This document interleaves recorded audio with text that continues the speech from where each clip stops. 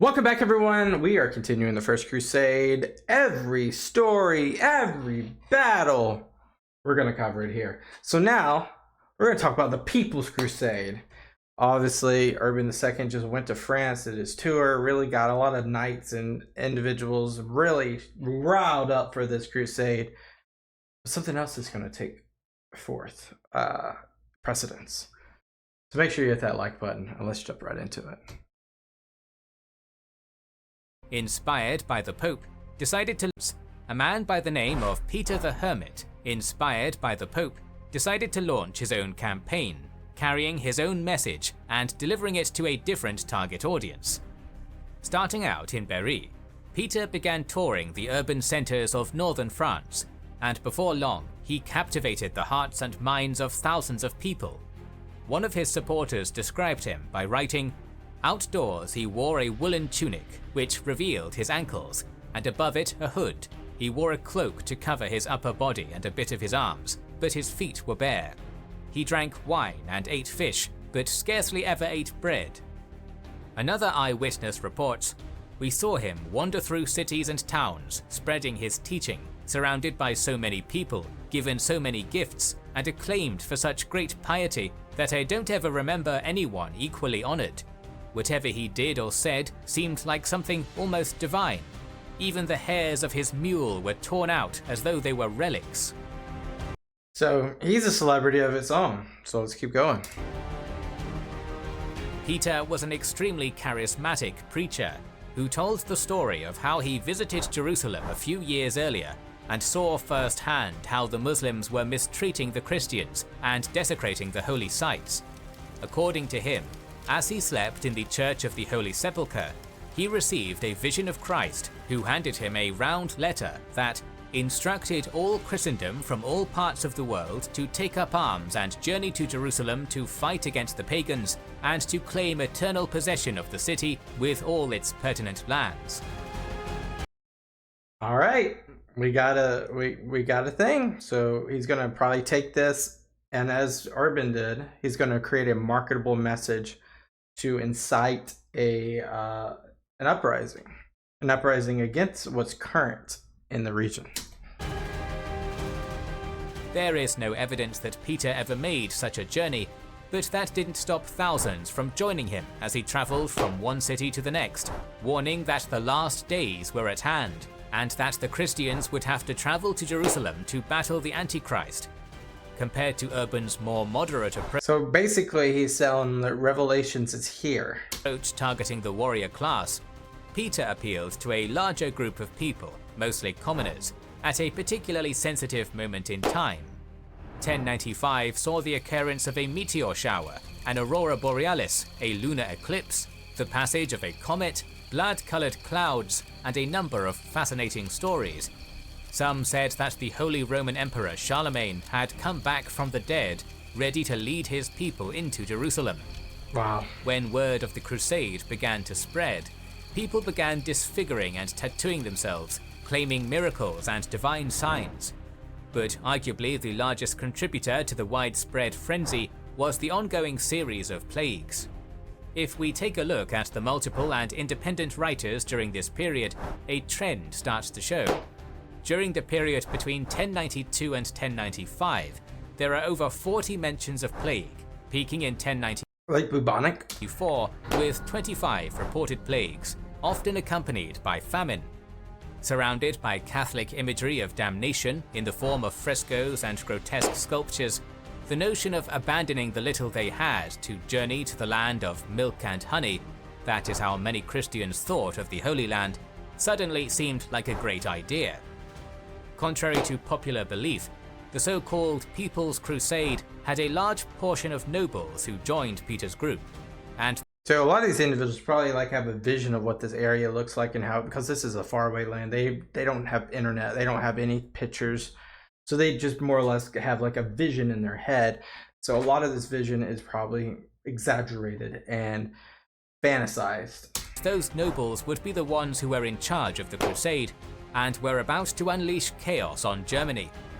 Still, it is important to mention that although there were some members of this movement who embarked on the journey for materialistic reasons, this was very much the exception rather than the norm.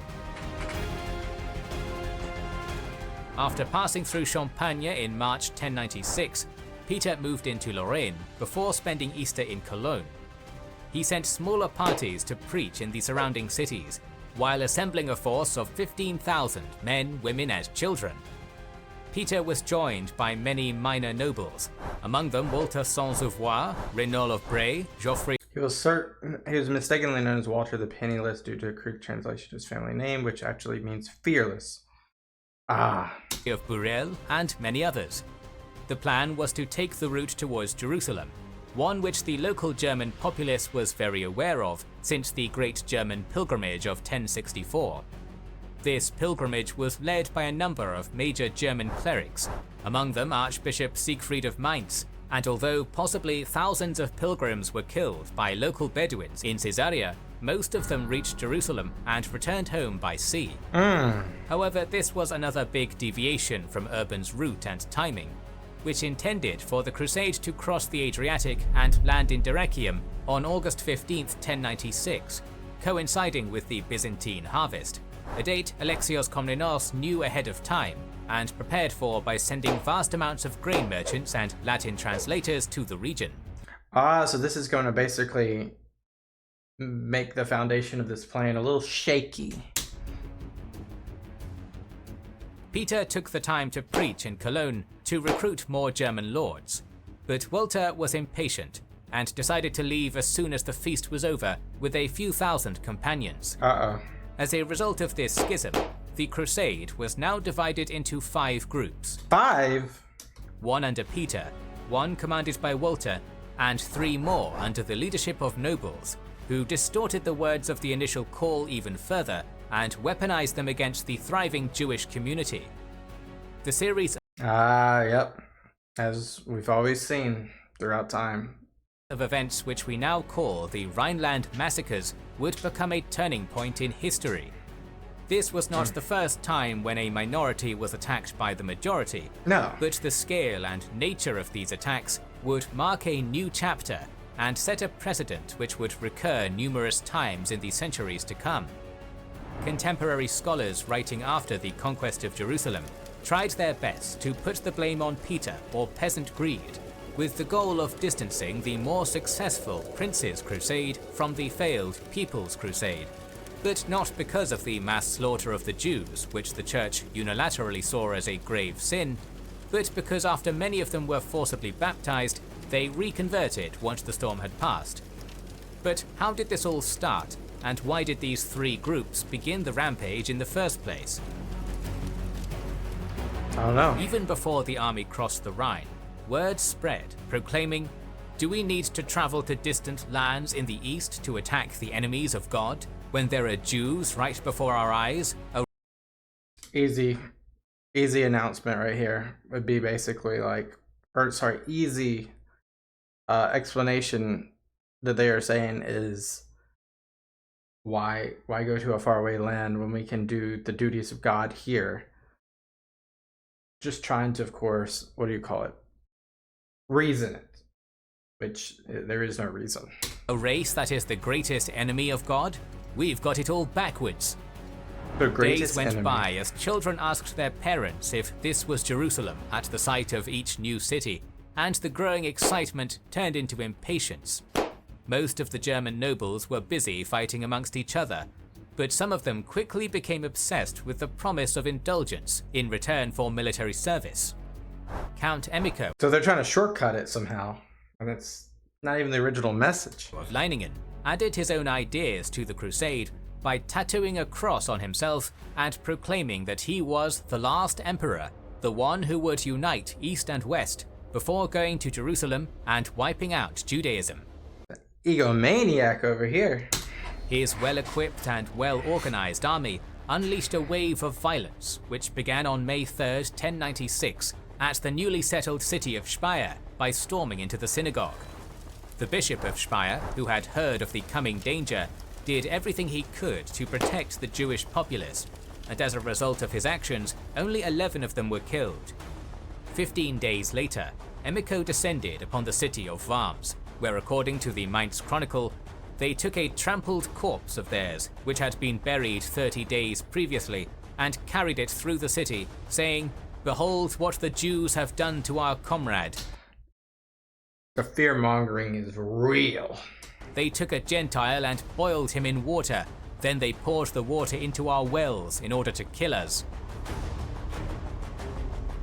Many Jews, forewarned by the events in Speyer, had already sought the protection of the Bishop of Worms. They looked on from the sanctuary of his palace as those of their brethren that had chosen to remain at home were massacred. The Crusaders demanded that they convert, and those who did were spared, but the majority of them refused.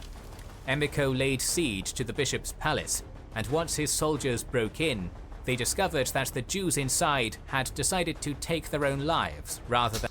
And it's just like I just never understood this about religious movements where you forcibly tell someone to convert. That doesn't... Do you know what free will is? Like, these aren't NPCs or computers. You can't just force someone to do something in their head. They'll do it, as they've said before, they'll do it, and then when you leave, they're just going to go right back to what they know and think. Unbelievable, hilarious how so many individuals like Amicho, or however you say his name, and thousands more religions, whether it be Muslim, Judaism, paganism, Christianity, doesn't matter. They assert their will and dominance over a minority religion in a certain region, and then if someone does not convert, you kill them. Which, I don't know, if it's contradictory to your own belief of murder, usually, and then, unless you can coalesce it to be like a heresy of denial and all that stuff, but at the end of the day, this is not progressive in any means for your own benefit. This is more or less putting chains on individuals that don't even fasten, because you're coming up with this belief that if they say they do, if they say they are, they are. Like, that's not true. Just a poor understanding of the human psychology, I think. Than fall to their hands. Only 5 days later, the band was already in Mainz, where once again the local archbishop took a massive amount of money in return for sheltering his Jewish citizens. At first, the rest of the populace rallied around the Jews, but after a 2-day siege, some of them opened the gates, which the Crusaders saw as a miracle. "Behold, the gates have opened by themselves." These people. "All this the crucified has done for us, so that we might avenge his blood on the Jews." 1,014 of them died in a single day. Hearing of this, the citizens of Cologne took action and... Look at this one man that... And by the way, I'm not defending any religion, by the way. But this one man that they send through the streets, look what they have done. And then kills 1,100. It's equal now. Massacred their own Jewish population, Crazy. Destroying every Torah scroll they found along the way, while other cities like Regensburg were spared after mass forced conversions. The second group, under a monk named Volkmar, decided to pass through Bavaria and travel to Prague, inspiring another Jewish pogrom on June the 1st, while the Duke was away. Another group, with at least 15,000 followers, led by a man named Gottschalk, also committed atrocities as they made their way along the Danube. It is important to note that the majority of these leaders... Godfrey de Bouillon, for example, reported extorted 500 silver pieces from the Jews of Mainz and Cologne in return for promises of protection that he failed to fulfill. Would later join the Prince's Crusade, whose leaders also attacked members of the Jewish community. Meanwhile, Walter and around 10,000 Crusaders made it to the Hungarian border in May and met with King Koloman, who treated him well. But by the time they reached the Sava River, an accident occurred, involving 16 of Walter's men bartering with local weapons merchants before they were attacked and stripped of their clothes and valuables. The humiliated soldiers walked naked to the army camp, only to find that the governor of Belgrade refused to open his markets. In response, Walter plundered the countryside and rounded up as much cattle as he could in between skirmishes with the Hungarian and Byzantine border guards. At one point, 140 crusaders were routed and sought refuge in a chapel, which the Byzantines burned down. I was about to say, they're gonna burn that thing down. They did. So much infighting, guys. So much infighting. Like the message of Urban II. I wonder if he's getting these reports. Like he had this original report that Peter took and ran with, and then there's all these other small things that it's crazy, man. It's crazy. History is insane. Eventually, the group made it to Niš, where they were granted weapons and supplies by the governor, who ensured their safe passage to Constantinople, promising open markets along the way. Peter the Hermit's contingent, which had as many as 40,000 followers, was only a few days behind Walter's. Upon their entry to Hungary, King Koloman made them swear to keep the peace, but as the Crusaders approached the Sava River, they spotted the clothes of 16 Crusaders hanging from the battlements of Zemun. This sight came at the same time as a rumor began to circulate that a local Hungarian warlord and the governor of Belgrade were plotting against them. After camping in front of the city for 17 days, Peter ordered an attack, instructing his archers to target the watchmen, while the infantry assaulted the walls with scaling ladders. According to I think they're missing their mark here. one source, 4,000 Witnessing the brutal assault, they governed Belgrade abandoned city. Hungarians were killed at the cost of just 100 Crusaders, and whether the numbers were exaggerated or not, the city was taken and became their base for a week. By this time, Peter learned that the Hungarians were gathering an army, so he ordered his men to begin crossing the river, with 150 ships and rafts made from timber stripped from the houses and bound with rope. While the people and supplies were being ferried, 7 boats filled with Pecheneg archers approached and opened fire. A makeshift Frankish navy grouped up and attempted to counterattack, destroying all the enemy vessels, but their cohesion was significantly damaged. As they arrived at Niš, a deal was struck, exchanging high-ranking hostages in return for access to the local markets. But it didn't take long for hostilities to resume. A group of soldiers were dissatisfied with another group of merchants and decided to set fire to several mills and houses just outside the city, as the These barbarians, guys. Crusaders were already on the road. In response, the governor launched a raid on the rear, mostly made up of the elderly men, women, and children. Cattle were stolen. Dozens were killed or captured before the rest of the column could even react. Peter could not let this go unpunished, so he turned his army around and attempted to negotiate. His followers, however, were uninterested in peace, and 2,000 young men attacked the city without any semblance of a plan. The garrison managed to hold out against the attack. Well, yeah, there's no cohesion here. Repelling them with arrows and other projectile weapons, and once the Crusaders retreated, the troops sallied out. The disjointed and broken army was now in full flight, and many drowned in the river. Men, women, and children fell prey to the Byzantines, who managed to capture most of their goods, including a wagon filled with gold and silver. The Crusaders scattered into the nearby forests, but miraculously, only a quarter of them were lost in the battle.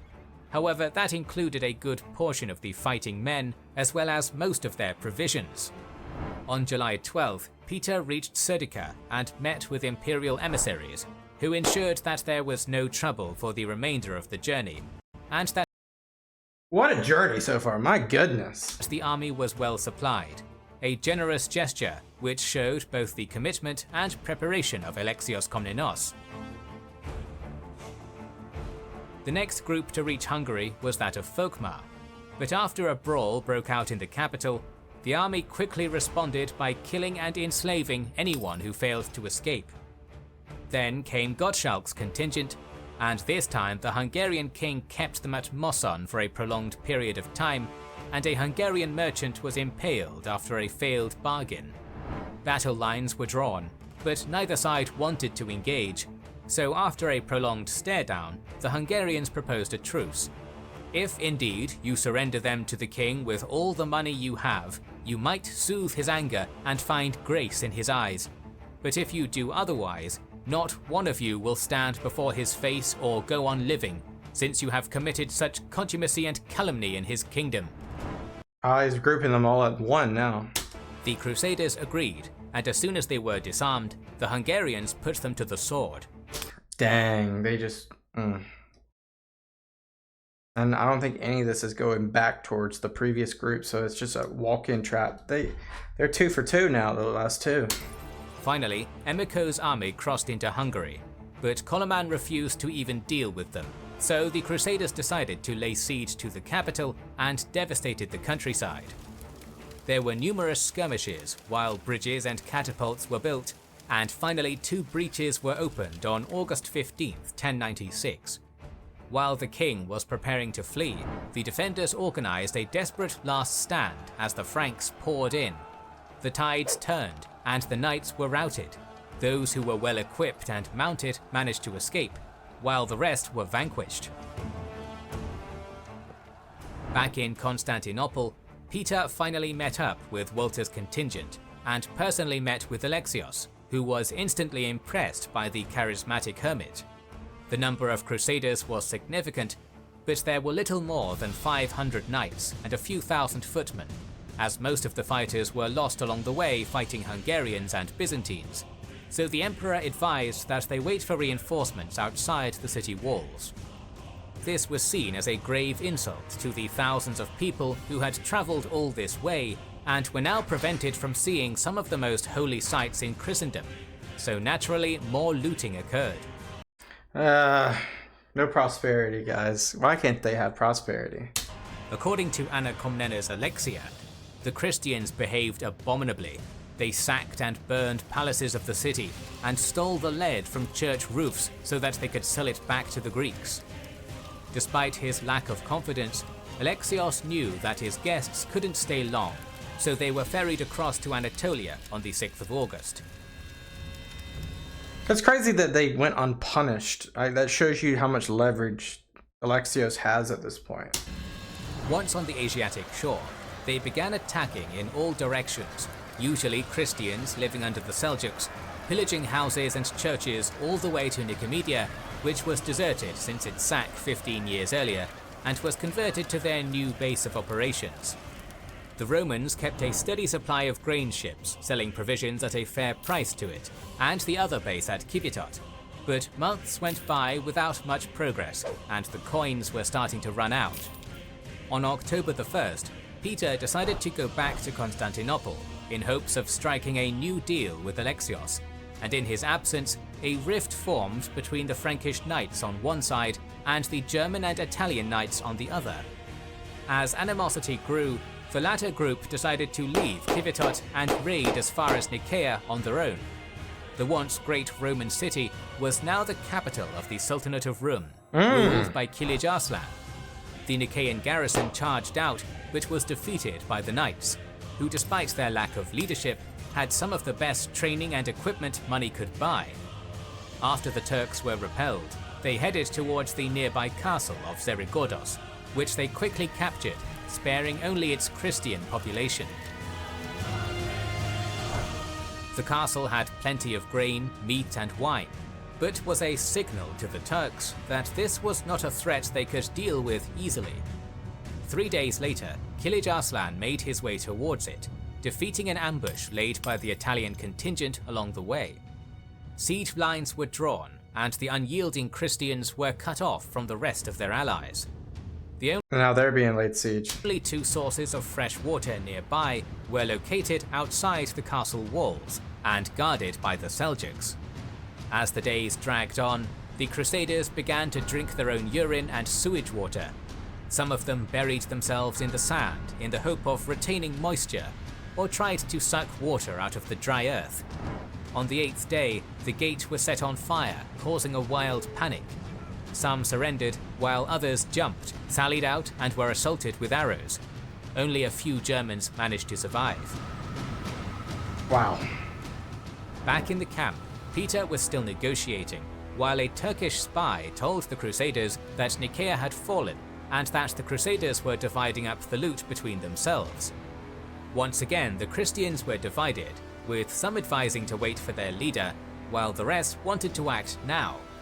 A decision was made that all the fighting men would deploy in 6 divisions and move they're waiting in the mountains. They're going to ambush them. towards Nicaea, while the women, children, and sick stayed in Civitot. Somewhere along the way, the truth was revealed, and excitement turned into panic, which only multiplied as Kilij Arslan's army ambushed them from the woods just 3 miles away from the camp. No formations were drawn. Instead, each of the divisions rallied themselves and attacked the far more mobile enemy. The horse archers employed hit-and-run tactics before encircling 2 of the divisions, while another group of Turkish cavalry circled around to cut off their retreat. The remaining 4 divisions charged forward as the Seljuks fired at them in a classic feint retreat. They love that feint retreat. Initially, the situation looked hopeful, as the mounted knights took down hundreds of their opponents, but then the Turks aimed at their horses, which led to a massacre. There were only a few survivors, which did not include Walter Sans-Avoir, who had 7 arrows sticking out of him. The remainder was chased down to Civitot. The camp followers lit bonfires, which were carried by the winds into the enemy, but the situation was hopeless. Tens of thousands who were inspired by Peter now ran for their lives. Many of them drowned or were killed, but most were captured. Yeah, so far away from their home, they have no idea where they're at either. Those who refused to convert were taken captive and carted to Antioch, Aleppo, and as far as Khorasan.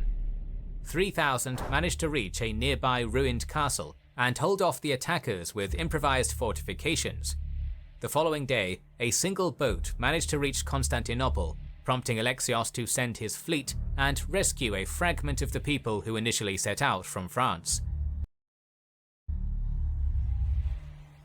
Wow. Anna Komnena's description of the dead no doubt exaggerated their numbers, but it nonetheless provides a good sense of how the slaughter must have looked to the next wave of Crusaders arriving 9 months later. When they gathered the remains of the fallen, lying on every side, they heaped up, I will not say a mighty ridge or hill or peak, but a mountain of considerable height and depth and width, so huge was the mass of bones. Crazy. The so-called Peasant Crusade, led by Peter the Hermit, left a bitter taste in Emperor Alexios' mouth, but he was still determined to carry out his plan. Dyrrhachium was designated as the rendezvous. So that's where we'll stop. That's where we'll stop today. The People's Crusade, the Peasants' Crusade, whatever you call it. Horrendous. And I mean, think about it. Like, there was just no uniformity between these 4 or 5 groups. There was no plan. It was just like, on the way, let's have, okay, we're gonna, and they were just barbaric in some of these places, and they did not treat themselves or others with respect. And once they got to that area, it just went downhill. And no, Peter was not a good leader at all. He was not a good leader, as you guys can see. Wow. Our next episode will be the Prince's Crusade. So make sure you hit that subscribe button, because we got a lot to talk about there. We're about a third or a fourth of the way through this Crusade video. So we got a lot to go through. Thank you guys so much. I hope you have a great day. We'll talk soon. Peace out. Bye-bye.